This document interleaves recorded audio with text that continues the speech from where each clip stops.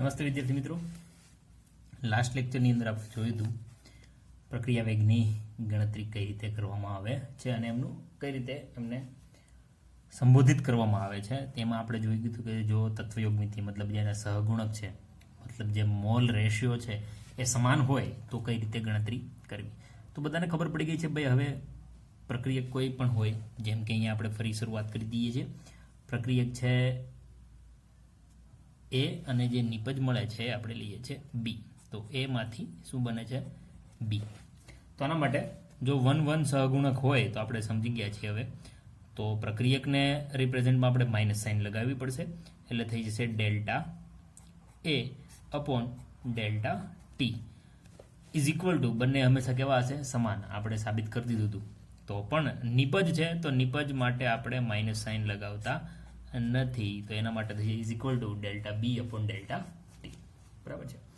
પણ હવે આપણે એ જોવાનું છે, ફરીથી આ જ વસ્તુ અહીંયા લખી દઉં છું.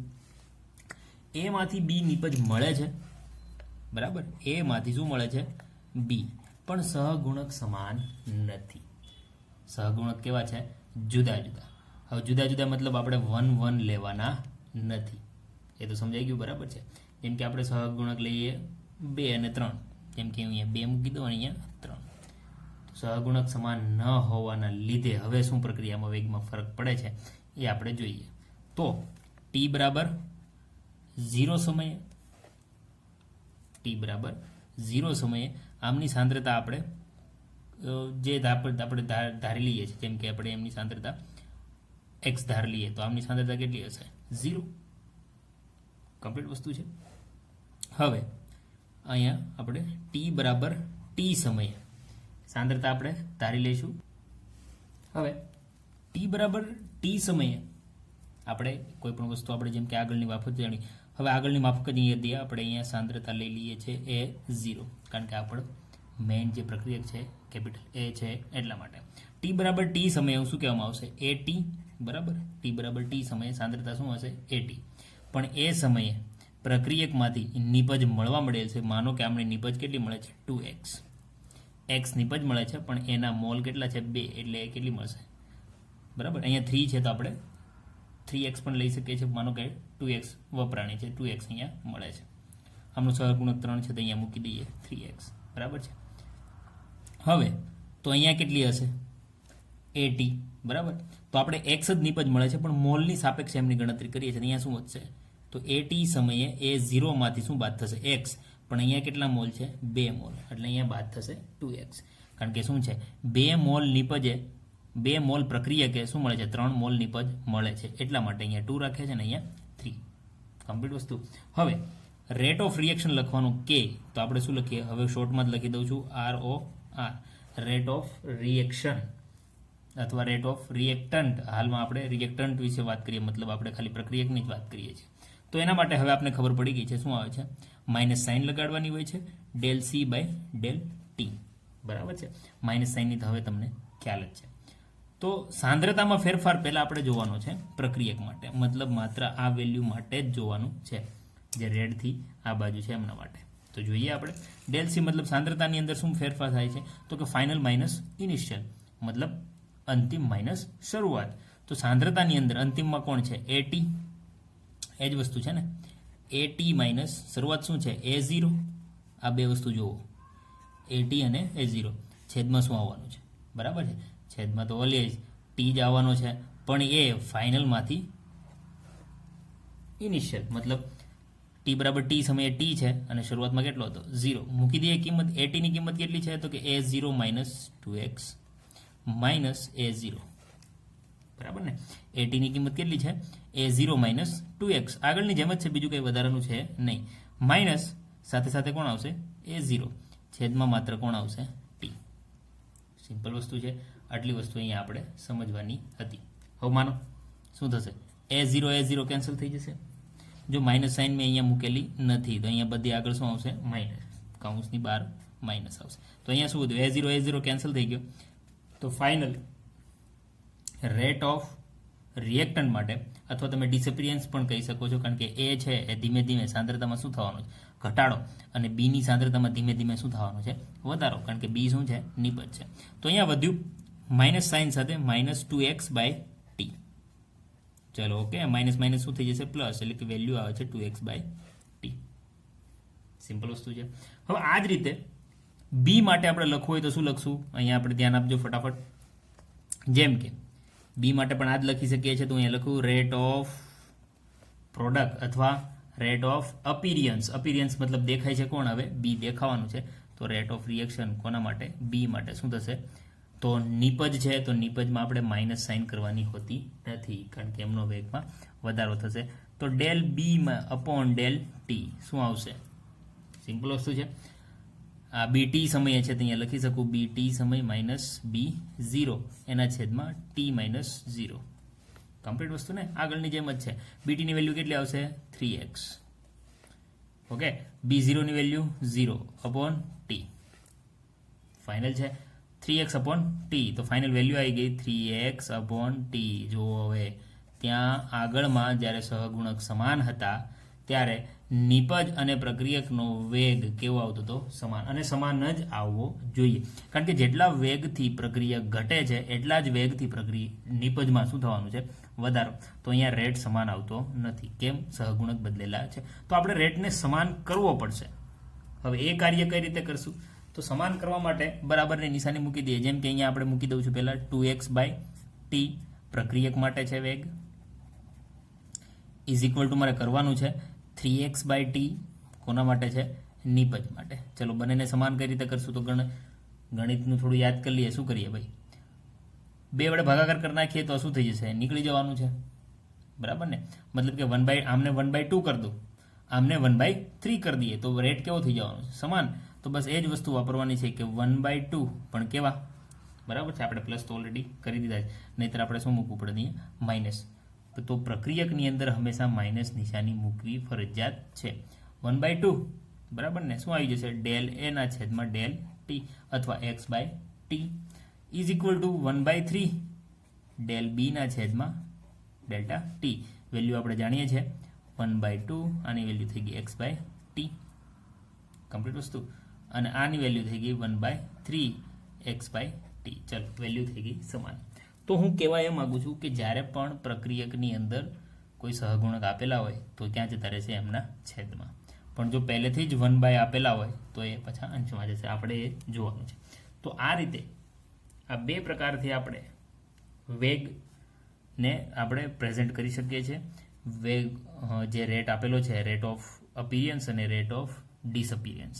હવે ઇંગ્લિશના શબ્દો પણ સમજો. અપિરિયન્સ મતલબ નિપજ માટે છે અને ડિસઅપિરિયન્સ મતલબ પ્રક્રિયક માટે છે, કારણ કે પ્રક્રિયકની સાંદ્રતામાં સમય જતાં શું થવાનો છે? ઘટાડો. તો આ 2 વસ્તુને આપણે સમજવાની હતી. હવે ધીમે ધીમે જ્યારે દાખલા જોઈશું, દાખલા ઉપરથી આપણે વધારે સમજ આવશે. તો પ્રક્રિયાને આપણે સમજી, પ્રક્રિયાના પ્રકારને સમજ્યા. 3 પ્રકારની પ્રક્રિયા હોય છે: અતિ ધીમી, અતિ ઝડપી અને મોડરેટ. તો એ જ રીતે રેટ ઓફ રિએક્શન પ્રક્રિયા વેગના પણ પ્રકાર છે. પ્રક્રિયા વેગ જે રીતે આપણે માપીએ છીએ એમના પણ પ્રકાર છે. અને તમે બધા જાણો છો એ 2 કયા પ્રકાર છે, બરાબર છે? એક હોય છે એવરેજ. એવરેજ આપણે ખબર છે ને, બાઇકની આપણે પેટ્રોલની અથવા એમની આપણે એવરેજ કાઢીએ છીએ, આપણી બાઇક કેટલા કિલોમીટર 1 લિટરની અંદર ચાલે છે, તો એ એવરેજ છે. તો ફર્સ્ટ એવરેજ છે. અને બીજું આવે છે ઇન્સ્ટેન્ટિનિયસ, મતલબ કે ત્વરિત. બંને વિશે આપણે જાણવાનું છે. પણ એ પહેલાં એક નાનકડો દાખલો જોઈ લઈએ, જેથી આપણે જે પ્રક્રિયા વેગ લખ્યા છે એ આપણે અંદાજ આવે અને એમાં કઈ રીતે લખવાનું છે એ આપણે ખ્યાલ આવે.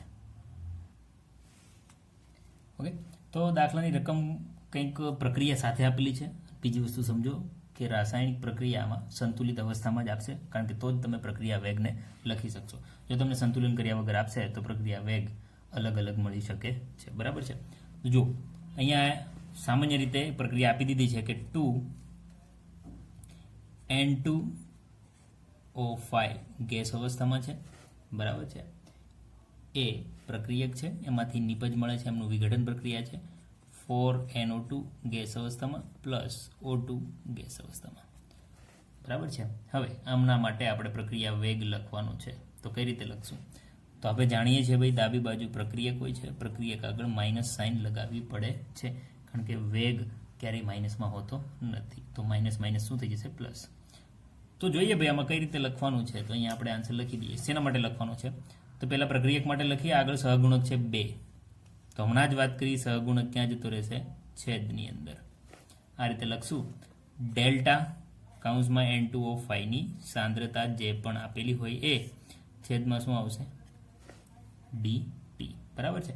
આ રીતે આપણે અહીંયા લખીએ છીએ. પરંતુ પ્રક્રિયક છે તો આગળ શું નથી ભૂલવાનું? Minus sign. બધો જ વેગ કેવો હોય છે? સમાન. એટલે કે ઇઝ ઇક્વલ ટુ કોણ આવશે? 4NO2 નિપજની વાત છે, મતલબ હવે તમે અહીંયા માઇનસ નથી લખવાનું. શું લખવાનું છે? પ્લસ. અને ના પણ લખો તો ચાલે, કારણ કે પ્લસ વેલ્યુ એ પ્લસ જ રહેવાની છે. બરાબર છે. તો એ થઈ જશે 1/4 ડેલ્ટા NO2 ની સાંદ્રતા છેદમાં ડેલ્ટા ટી. સિમ્પલ વસ્તુ. ઇઝ ઇક્વલ ટુ શું રહેશે? O2. તો O2 ની આગળ કોઈ સહગુણક આપેલો નથી. O2 ની આગળ કોઈ સહગુણક નથી, મતલબ આપણે કંઈ લખવાની જરૂર નથી. પ્લસ સાઇન તમારે કરવી હોય તો કરી શકો છો, પણ માઇનસ સાઇન ફરજિયાત છે. કોના માટે? પ્રક્રિયક માટે. પણ અહીંયા તો નિપજની વાત છે, તો ડેલ્ટા O2 ની સાંદ્રતા છેદમાં ડેલ્ટા ટી. હવે બધું જ ગેસ અવસ્થામાં છે, તો અહીંયા સાંદ્રતા આવવાની નથી. તો અહીંયા શું આવશે? પ્રેશર લેવાનું છે. તો એ વસ્તુ પણ ધ્યાન રાખવી. હવે આપણા માટે એકમની પણ વાત કરી જોઈએ આપણે. તો આપણું સૂત્ર છે delta C upon delta T.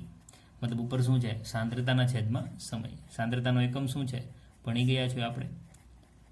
સાંદ્રતાનો એકમ છે મોલ પર લીટર. મોલ પર લીટર. અને એને છેદમાં શું છે? સમય. સમય ઘણી બધી રીતે હોય છે. સમય સેકન્ડમાં પણ હોઈ શકે છે, સમય મિનિટમાં પણ હોઈ શકે છે, કલાકમાં પણ હોઈ શકે છે, મહિનામાં પણ હોઈ શકે છે, મંથની અંદર. બરાબર. કોઈ દિવસો પણ હોઈ શકે, 4 દિવસ, 5 દિવસ. તો સમય ઘણી બધી રીતે અહીંયા લખી શકાય છે. વર્ષમાં પણ હોઈ શકે છે, કારણ કે રાસાયણિક પ્રક્રિયાની વાત છે. હવે આપણે વાત કરી તેમ ઘણી બધી પ્રક્રિયાઓ અતિ ધીમી હોય છે, તો વર્ષમાં થશે. સેકન્ડમાં અમુક પ્રક્રિયા ઓછા ટાઈમની અંદર થઈ જતી હશે, તો એ સેકન્ડ, મિનિટ કે કલાકમાં આવી શકે છે. તો મોલ પર લીટર એમનો અહીંયા, અને ભાગ્યા એમનો સેકન્ડ, મિનિટ એમનો જે સમય છે એમના એકમમાં લેવામાં આવે છે. તો આ હતો દાખલો. હવે આમના ઉપરથી આગળ પણ દાખલો ગણીએ. આમની અંદર થોડીક રકમ પણ આપેલી હતી, તો એ હું આ જે અર્થઘટન કર્યું એવા બીજા 1-2 ઉદાહરણ જોઈ લઈએ. તો બીજું ઉદાહરણ કંઈક આવી રિએક્શન આપેલી છે. મેં વાત કરી એમ રિએક્શન હંમેશા સંતુલિત અવસ્થામાં જ આપશે. કાર્બન મોનોક્સાઇડની NO2 સાથે પ્રક્રિયા થાય છે. સિમ્પલ વસ્તુ. એમાંથી શું બને છે? Carbon dioxide plus nitrogen monoxide. જો પહેલી જ વસ્તુ કોઈ સહગુણક છે નહીં, તો ચિંતા મુક્ત આપણે જે રીતે લખીએ છીએ એ રીતે લખી નાખવાનું. પ્રક્રિયકની અંદર હંમેશા માઇનસ સાઇન આવશે. અહીંયા પ્રક્રિયક 2 હતા, આગળના પ્રક્રિયક 1 હતા. જો ફટાફટ હું લખી દઉં છું. શું આવશે? માઇનસ ડેલ્ટા કાર્બન મોનોક્સાઇડ છેદમાં delta T is equal two, ફરી માઇનસ કારણ કે પ્રક્રિયક NO2 છે, ડેલ્ટા NO2 ની સાંદ્રતા એના છેદમાં delta T is equal two, કારણ કે બધાના વેગ કેવા હોવાના છે? સમાન. કોઈના માઇનસમાં તો કોઈના પ્લસમાં. તો અહીંયા આપણે પ્લસની સાઇન કરવી હોય તો કરી શકો છો, ના કરવી હોય તો કાંઈ નહીં, પણ માઇનસ આવશે નહીં, કારણ કે નિપજમાં છે. CO2 એના છેદમાં delta T is equal to delta NO ની સાંદ્રતા અને છેદમાં ડેલ્ટા ટી. તો આ રીતે આપણે એક્સપ્રેશન ઓફ રેટ, મતલબ રેટ પ્રક્રિયા વેગને આ રીતે આપણે દર્શાવી શકીએ છીએ. આ જ રીતે તમે બીજા ઘણા બધા ઉદાહરણ છે એમની તમે પ્રેક્ટિસ કરી શકો છો. હવે માનો કે કોઈ રકમ આપી દીધેલી હોય, તો એમની પણ આપણે વાત કરી દઈએ કે જેમની અંદર કોઈ સંખ્યા આપેલી હોય. બરાબર છે. તો એક દાખલો એવો પણ ગણી લઈએ કે જેથી તમને આગળ વધારે ખ્યાલ આવે. જો દાખલાની રકમ અહીંયા સાઈડમાં લખી દઉં છું, અથવા નીચે જ લખી દઈએ. જો ઉપરના રિએક્શન પરથી જ છે. CCl4 બનાવેલા N2O5 ના વિઘટનનો 318 કેલ્વિન તાપમાને અભ્યાસ કરતા, મારા વાક્યો કંઈ યાદ આવે છે? અભ્યાસ કરતા મેં શું કીધું હતું? ચેપ્ટર પ્રાયોગિક મૂલ્ય પર આધાર રાખે છે. શું આવ્યું? 318 કેલ્વિન તાપમાને અભ્યાસ કરતા. બરાબર છે. શરૂઆતમાં, શબ્દો પર ધ્યાન આપજો. શરૂઆતમાં N2O5 ની સાંદ્રતા શરૂઆતની આપી દીધી છે. સાંદ્રતા કેટલી છે? 2.33 મોલ પર લીટર. ચલો હતી મતલબ પ્રક્રિયા ચાલુ થઈ ગઈ છે. 184 મિનિટ સમય આપ્યો છે. 184 મિનિટ પછી સાંદ્રતામાં શું થયો હશે? ઘટાડો. પ્રક્રિયકની સાંદ્રતામાં શું હશે? ઘટાડો. પછી ઘટીને કેટલી થઈ ગઈ છે? 2.08 મોલ પર લીટર. પ્રક્રિયા હંમેશા આપેલી જ હશે, કારણ કે આપણે જાતે લખવાની જરૂર નથી. તો પ્રક્રિયા આ જ આપેલી છે ત્યાં, બરાબર ને? તો આપણે શું શોધવાનું છે? પ્રક્રિયાનો સરેરાશ એવરેજ વેગ શોધો. આપણે જે શોધીએ છીએ એ કેવો છે? એવરેજ. સિમ્પલ વસ્તુ છે. રિએક્શન ઉપર આપેલી હતી એ જ છે, 2N2O5 4NO2 પ્લસ O2. તો આન્સર હું ડાયરેક્ટલી લખી દઉં છું અહીંયા જે આવે છે. આપણે હવે રેટ ઓફ રિએક્શન મતલબ પ્રક્રિયાનો વેગ લખતા તો આવડી જાય છે. તો શું થશે ભાઈ? આપણે પ્રક્રિયાનું જોવાનું તો શું આવતું હતું? -1/2 યાદ હશે, ઉપરનું જ હતું. N2O5 ની સાંદ્રતા એના છેદમાં ડેલ્ટા ટી. તો -1/2 એમને એમ. N2O5 ની સાંદ્રતા ફાઇનલ માઇનસ ઇનિશિયલ, તો શરૂઆતની જે હતી અને અંતિમ જે હતી એ બંનેની બાદબાકી. ફાઇનલ માઇનસ ઇનિશિયલ મતલબ અંતિમ માઇનસ શરૂઆત. તો 2.08 એ અંતિમ છે, શરૂઆત છે 2.33. એને ભાગ્યા સમય કેટલો આપી દીધો? 184 મિનિટ. જો એમાં ઘટાડો કીધો નથી કે શરૂઆતમાં આટલા સમયથી શરૂઆત કરીને એ હંમેશા 0થી જ શરૂઆત થશે. લો, તો આમનો ભાગાકાર ગુણાકાર કર દો, ડાયરેક્ટની આપણે આન્સર મળી જશે 6.79 × 10⁻⁴. ચલો, એકમ શું હશે? તો આપણે વાત કરી તેમ મોલ લીટર ઇનવર્સ, બરાબર ને? પછી શું આવશે? તો આપણે જોવાનું છે ભાઈ સમય શેમાં આપેલો છે? મિનિટમાં. તો અહીંયા શું લખી દેવાનું? Minute inverse. જો સેકન્ડ આપેલી હોત તો સેકન્ડ ઇનવર્સ, મહિનો આપેલો હોત તો મહિનો ઇનવર્સ, બરાબર છે? આ રીતે દાખલાને આપણે ગણતરીમાં લઈ શકીએ છીએ. હવે માનો કે એવું કીધું હોત કે ભાઈ નિપજની અંદર કોઈ છે NO2, બરાબર ને? કોણ છે અહીંયા? NO2 છે. તો NO2 નો પણ સરેરાશ વેગ શોધો. તો આ જે કિંમત મળી છે એમ નહીં, આ કોની મળી છે? N2O5 ની. ઇઝ ઇક્વલ ટુ કોણ હોય? NO2. કારણ કે જો હવે તમે 6.79 આની કિંમત મળી ગઈ છે, ત્યાં મૂકી દો 6.79. આ કિંમતની જગ્યાએ શું આવી જશે? 6.79 × 10⁻⁴. ઇઝ ઇક્વલ ટુ કોણ આવશે? આને ભૂલી જાઓ થોડી વાર, બરાબર છે? આપણે કોની શોધવાની કીધી છે? NO2 ની પણ કીધી હોય તોની વાત છે. કમ્પ્લીટ વસ્તુ. તો આ કિંમત મળી ગઈ. અહીંયા શું આવશે? 1/4 ડેલ્ટા NO2. આપણે ડાયરેક્ટ વેગ શોધવાનો છે, તો 1/4 એટલે કે 4 આ બાજુ આવતા રહેશે. ડાયરેક્ટ શું આવી જશે? ગુણાકારની અંદર. તો આપણે કોની મળી જશે? પ્રક્રિયા વેગ. કારણ કે પ્રક્રિયા વેગ એટલે શું છે? હવે એમાં ટી શોધવા ના જવાનું, કારણ કે વેગ આપણે જોઈએ છે તો વેગના સૂત્રની અંદર જ આવે છે સાંદ્રતાના છેદમાં સમય, બરાબર ને? તો ડાયરેક્ટ આપણે વેગ જ જોઈએ છે, તો 4 ને મોકલી દો હમણાં ગુણાકારમાં, તો આપણે શું મળી જશે? વેગ મળી જશે. કોનો? NO2 નો. તો એકની સાપેક્ષે તમે જે પણ પ્રક્રિયક નિપજ આપેલા છે એમનો વેગ ગણી શકો છો. હવે આમનો વેગ આવી ગયો, અથવા આમની જરૂર નથી, મને O2 નો શોધવાનું કીધું છે, આ કિંમત બરાબર શું કહી દો? O2. આમને ઘડીક ભૂલી જાઓ, બરાબર? O2 નું શોધવાનું કીધું હોય તો O2 ની સરખામણી કોની સાથે કરી દો? N2O5 ની કિંમત સાથે. અહીંયા તો કોઈ સહગુણક છે નહીં, તો સમજી લો O2 નો જે વેગ હશે એ 6.79 જેટલો જ હશે, કારણ કે કોઈ સહગુણક છે નહીં, બરાબર છે? ઓકે, તો આ રીતે આમના દાખલા આવે છે. જાતે પ્રેક્ટિસ કરજો. તો આપણે વાત કરી તેમ પ્રક્રિયાનો વેગ બે પ્રકારના હોય છે. એકની સમજ આપણે મેળવી લીધી છે, પરંતુ છતાં આપણે થોડી ફટાફટ એમની માહિતી મેળવી લઈએ. તો પ્રક્રિયા વેગના પ્રકાર. જો નંબર 1 કયો છે? સરેરાશ. સરેરાશ મતલબ ઇંગ્લિશની અંદર થશે એવરેજ. શોર્ટમાં લખી દઉં છું AVG, બરાબર છે? અને સેકન્ડ નંબર ઉપર હોય છે ઇન્સ્ટેન્ટિનિયસ, ત્વરિત. મતલબ ચોક્કસ ઉપર કોઈ ક્યારેક કીધું, હમણાં વાત કરી દઈશું, બરાબર? એને શોર્ટમાં INST લખવામાં આવે છે, INST. ચલો, પ્રથમની વાત કરીએ, સરેરાશ. તો અત્યાર સુધી આપણે શું ભણતા હતા? સરેરાશની જ વાત કરતા હતા. તો પ્રથમ નંબર ઉપર છે સરેરાશ. હવે તમને બાઇકની પેટ્રોલ માટે એવરેજ કાઢવાનું કીધું, તમે શું કરો છો ભાઈ? 1 લીટર પેટ્રોલ નાખ્યું ગાડીની અંદર, જોઈએ છે ભાઈ, શરૂઆત ક્યાંથી કરી? 0 કિલોમીટરથી. એમાં સમયની આપણે અત્યારે વાત નથી કરતા, આપણે સરેરાશ એટલે શું છે એમની વાત કરીએ છીએ, બરાબર. સરેરાશ પ્રક્રિયા વેગ. તો કોઈ 0 કિલોમીટર પરથી હું બાઇક ચલાવવાની શરૂઆત કરીશ અને 1 લીટર પેટ્રોલ ક્યાં ખતમ થાય છે એ વચ્ચેનું અંતર લઈ લઈશ, બરાબર ને. સિમ્પલ વસ્તુ છે. 1 લીટર પેટ્રોલ નાખ્યું મેં, એ 0 થી સ્ટાર્ટ કરીને 50 કિલોમીટર સુધી ચાલી તો એવરેજ શું નીકળી બાઇકની 50 કિલોમીટર. લીટર એ શું આવશે 50 કિલોમીટર. તો એકમ પણ એ જ થઈ ગયો ને, 50 કિલોમીટર પર લીટર. તો અત્યારે આપણે સરેરાશની જે વાત કરતા હતા, જુઓ હવે ગ્રાફ દોરીએ. પેલો જે ગ્રાફ તમને એ બધાને યાદ જ હશે.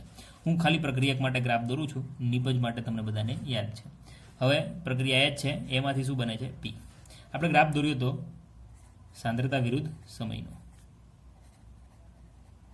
સમજો હવે પ્રક્રિયકની બાબતમાં વાત કરીએ તો ગ્રાફ કેવો આવતો હતો, ધીમે ધીમે ઘટવામાં. શરૂઆતમાં સાંદ્રતા પ્રક્રિયકની હતી એની, પણ જેમ સમય જતે પ્રક્રિયા થશે તો એ સાંદ્રતામાં શું થશે, ઘટાડો. હવે મારે સરેરાશ પ્રક્રિયા વેગ જોઈતો હોય તો શું કરીશું, તો આપણે વાત કરતા હતા ભાઈ ટી બરાબર 0 સમયથી. સમય અત્યારે અહીંયા છે, માનો કે એક પોઈન્ટ અહીંયા લઈ લઉં છું. આ પોઈન્ટને હું કહી દઉં T1. એ સમયે સાંદ્રતા કેટલી હતી, C1. સિમ્પલ વસ્તુ છે ને, બરાબર. અથવા સોરી પાછળ છે તો T2 કહી દઉં છું ને, અમને C2. આગળનો એક પોઈન્ટ લઈ લઉં, અમને કહી દઉં T1 અને એ પોઈન્ટ હતી C1. મારી વાતને સમજો. મેં 2 પોઈન્ટ લઈ લીધા. જેમ આપણે 0 થી 50 કિલોમીટર બાઇક ચાલી હતી એમ સમય પ્રમાણે મેં લઈ લીધા છે કે શરૂઆતની અંદર સમય જતાં કેટલી સાંદ્રતા ઘટી, તો T1 અને C1. હજી સમય જતાં કેટલી સાંદ્રતા ઘટી, તો T2 અને C2. તો આ બંને વચ્ચેનો જે ગેપ મળે છે એ શું થઈ જશે, સરેરાશ. એટલે આપણે શું લેશું ભાઈ, del C upon del T. કોના માટે લખીએ છીએ, સાંદ્રતા કોની છે એની, એ કાઉન્સમાં એ કરી દઉં છું. તો શું લઈ લેશું ભાઈ, તો સાંદ્રતા ફાઇનલ માઇનસ ઇનિશિયલ, કે જ્યારે અંતની અંદર સાંદ્રતા કેટલી હતી માઇનસ શરૂઆતમાં કેટલી હતી, તો C2 માઇનસ C1. સમયનો ફેરફાર શું હશે, તો કે અંતિમમાં શું હતો અને શરૂઆતમાં શું હતો. સૂત્ર તો એનું જ રહેવાનું છે. તો જ્યારે તફાવત આવે ત્યારે કોણ આવે, ડેલ્ટા. બરાબર છે. વસ્તુ આ છે સરેરાશ પ્રક્રિયાની. મારે સરેરાશ કાઢવો છે ત્યારે આ 4 પોઈન્ટ જો મારી પાસે હશે તો મને સરેરાશ વેગ મળી જશે. 4માંથી 1 પણ ઘટતો હશે તો મને સરેરાશ વેગ મળી શકતો નથી. બરાબર છે. 2 પોઈન્ટ જોઈએ. જેમ કે 0 કિલોમીટર ઉપરથી મારી બાઇક ચાલતી થઈ 50 કિલોમીટર અંતર સુધી ચાલી. બરાબર છે. પેટ્રોલ સ્ટાર્ટિંગમાં 1 લીટર હતું, 50 કિલોમીટર કેટલું થઈ જશે, 0. તો 2 પોઈન્ટની જરૂર છે, શરૂઆત અને અંતિમ. સમજો વાતને. તો આ વચ્ચેનો જે ગેપ થઈ ગયો એને શું કીધું, સરેરાશ. આ એવરેજ છે બાઇકની. બરાબર છે. તો 4 પોઈન્ટ ઉપરથી મને પ્રક્રિયાની સરેરાશ પ્રક્રિયા મળશે. પણ મને એવું કહી દીધું હોય કે મારે આ પોઈન્ટ ઉપર એમનો વેગ શું છે, આ પોઈન્ટ ઉપર એ શોધો. બરાબર છે. કોઈ એક પર્ટિક્યુલર બિંદુ ઉપર હું તમને કહી દઉં કે મારે ભાઈ સરેરાશ નથી જોઈતો, તમારી ગાડી કેટલી ચાલે છે મારે નથી જોઈતી, પણ જ્યારે 10 કિલોમીટર બાઇક ચાલી ત્યારે કેટલું પેટ્રોલ ગયું એ મારે જોઈએ છે. તો એના માટે આ પર્ટિક્યુલર બિંદુની વાત કરવામાં આવે છે. ત્યારે હવે અહીંયાની વાત કરો તો સમય કેવો થઈ જશે, 0. મતલબ લિમિટ લેવી પડશે, ટાઈમ ટેન્ડ્સ ટુ 0. સિમ્પલ વસ્તુ છે ને. કારણ કે અહીંયા મને સાંદ્રતા કઈ રીતે મળશે એ આપણે જાણવાની જરૂર છે. તો અત્યાર સુધી જે આપણે ભણતા હતા એ સરેરાશ પ્રક્રિયા વિશે જ હતું કે 2 પોઈન્ટની બાદબાકી કરીને, છેદમાં સમયની બાદબાકી કરીને ડાયરેક્ટ આપણે એમનો પ્રક્રિયા વેગ શોધી શકીએ છીએ. પરંતુ જ્યારે કોઈ ચોક્કસ બિંદુ ઉપર કે ભાઈ બાઇક ચાલતી થઈ 10 કિલોમીટર કેટલું પેટ્રોલ એમણે વાપર્યું, એ ચોક્કસ બિંદુ થઈ ગયું 10 કિલોમીટરે મારે જોઈએ છે, ત્યારે એમનો નાનો એકમ લેવો પડશે, ટાઈમ કેટલું થઈ જશે, 0. તો આપણે લિમિટ મૂકવી પડશે. અને એ જે ચોક્કસ બિંદુ ઉપર એમની ગણતરી થઈ એટલે શું થઈ ગયું, ત્વરિત, ઇન્સ્ટેન્ટેનિયસ. ત્વરિત મતલબ એક પર્ટિક્યુલર બિંદુ ઉપર મારે ગણતરી કરવાની છે વેગની. તેના નાના એકમ માટે ભાઈ મેથ્સવાળાને બધાને ખબર જ હશે કે નાના એકમ માટે તો અહીંયા આપણે સેકન્ડ નંબરની વાત કરી દઈએ, ત્વરિત. બરાબર ને, જેમને ઇન્સ્ટેન્ટેનિયસ કહેવામાં આવે છે, INST લખવામાં આવે છે. એમના માટે ડેલ સી અથવા ડેલ એ લઈ લો, એમના ડેલ ટી છે, આમની લિમિટ કેટલી થઈ જશે, 0. જેથી આપણે ગણતરીમાં હવે નાનો એકમ એમનો મૂકશું. બરાબર છે. તો ડેલની જગ્યાએ, બરાબર, ડેલ્ટાની જગ્યાએ શું લખવું પડશે, ડીસી અપોન ડીટી. એમના નાનો ભાગ કોઈ ચોક્કસ બિંદુ પર એટલે કે એક પર્ટિક્યુલર બિંદુ પર નાનો ભાગ જોઈએ છે તો એ શોધવા માટે એનું નાનું માપ લેવું પડશે dc/dt. એ ત્વરિત થઈ ગઈ, મતલબ આ પર્ટિક્યુલર બિંદુની વાત કરે છે. અહીંયા કોઈ તફાવત લેવાની જરૂર પડશે નહીં. સમજણ પડી? તો હવે જે ગણતરી કરીશું સરેરાશને આપણે થોડી વાર હવે મૂકી દેવાના છે. હવે ધીમે જે પણ ગણતરી કરીશું એ ડાયરેક્ટલી આપણે કોના માટે કરશું? ત્વરિત માટે. કેમ? કારણ કે આ બિંદુ ઉપર જો મારે હવે માપ શોધવું હશે, વેગ શોધવું હશે, તો બિંદુનો તફાવત નથી લેવાનો. શું લેવો પડશે? આમનો ઢાળ ઉપરથી મારે ગણતરી કરવાની થશે. તો આ જે પીક આવે છે એમના ઢાળનું મૂલ્ય શોધી લઈએ તો આપણે ફાઇનલી હવે dc/dt એટલે કે ત્વરિત કોઈ ચોક્કસ બિંદુ ઉપર આપણે વેગ શોધી શકીએ છીએ. સિમ્પલ વસ્તુ છે. તો ઘણા દાખલા પણ છે આમને રિલેટેડ, ઘણા બધા દાખલાઓ છે. હવે જ્યાં પણ તમે ડેલ્ટા લખો છો ત્યાં હવે ધીમે ધીમે ત્વરિત માટે શોધવાના છે. તો જેમ કે એક રિએક્શન આપી દઉં, H2 + 1/2 O2 gives શું આવે છે? H2O. આ રિએક્શન તો બહુ કોમન છે, પણ ઇન્સ્ટેન્ટેનિયસ પ્રક્રિયા વેગ લખવાનો થાય તો હવે ડેલ્ટા શબ્દ વાપરવાનો નથી. શું વાપરશું? માઇનસ પ્રક્રિયક છે H2 ભાઈ, તો આપણે માઇનસ સાઇન તો મૂકશું. d(H2) છેદમાં શું આવશે? dt. જો સહગુણક આગળ કાંઈ નથી એટલે મેં નથી લખ્યો. ઇઝ ઇક્વલ ટુ, બરાબર ને? હવે શું આવશે? ફરી માઇનસ, કારણ કે O2 પણ શું છે? પ્રક્રિયક. જો 1/2 છે, ખાલી 2 નથી તો 1/2 અહીંયા થાત, બરાબર ને? પણ આ આપણે છેદમાં લખવાનું છે. 2 ક્યાં ઉતાર્યું છે? ઉપર. d O2 ના છેદમાં dt is equal two H2O નીપજ છે તો પ્લસમાં આવશે, પ્લસ ના લખો તો પણ ચાલશે. ડેલ્ટાની જગ્યાએ માત્ર શું લખવાનું છે? Small d. કારણ કે આપણે હવે કઈ રિએક્શનની વાત કરીએ છીએ? કોઈ ચોક્કસ બિંદુ ઉપર કઈ રીતે વેગ શોધવો એમની વાત કરીએ તો ત્વરિત INST લાગશે. તો અહીંયા રેટ ઓફ રિએક્શન લખવા માટે RINST, અહીંયા રેટ ઓફ રિએક્શન લખવા માટે AVG, મતલબ આ એવરેજ છે, આ ઇન્સ્ટેન્ટેનિયસ છે. ત્વરિત વેગ શોધવો છે, બરાબર છે? તો આ રીતે અહીંયા આપણે લખી શકીએ છીએ. હવે રેટ લોની પણ વાત કરવાની છે, પણ દાખલો તો મેં પહેલા જ ગણાવી દીધો છે. જે પણ અત્યારે આગળ આપણે દાખલા ગણ્યા એમાં આપણે શું મૂકતા હતા? ડેલ્ટા. સૂત્રની અંદર કોઈ ફેરફાર નથી થયો, માત્ર સાઇન બદલાણી છે. તો આગળના જે પણ દાખલા છે, જે પણ વેલ્યુ આવી છે ત્યાં માત્ર જવાબ તો એનો જ રહેશે, માત્ર ડેલ્ટાની જગ્યાએ શું આવી જશે? ડી. સમજણ પડી? તો આવા ઘણા બધા દાખલા છે, જાતે ગણવાના છે, પછી આગળ આપણે બીજી વાત કરીશું, બરાબર છે? હવે આગળ આપણે આમની જ અંદર વાત કરવાની છે કે પ્રક્રિયા વેગને અસર કરતા પરિબળો કયા કયા છે, બરાબર? તો એ આપણે નેક્સ્ટ લેક્ચરની અંદર જોઈશું, પ્રક્રિયા વેગને અસર કરતા પરિબળો.